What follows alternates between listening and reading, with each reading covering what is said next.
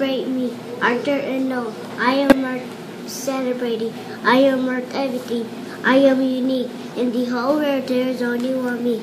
There is only one person with my talents, my experience. No one will take my experience and my gifts. No one will take my place. I have immense potential to love, carry, create, grow, and sacrifice. If I believe myself, I don't spit. Doesn't matter my age or color or what I have been or what or the things I have done. My past is behind me. What is important is who I am today.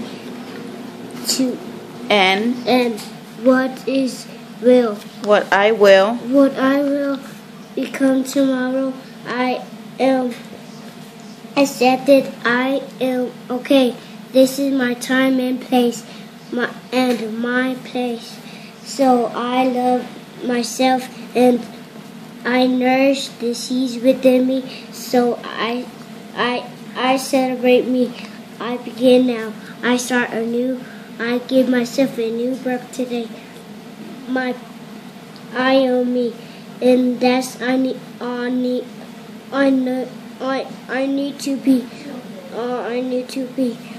This is a new beginning, a new life given freely. So I celebrate the miracle and I celebrate me.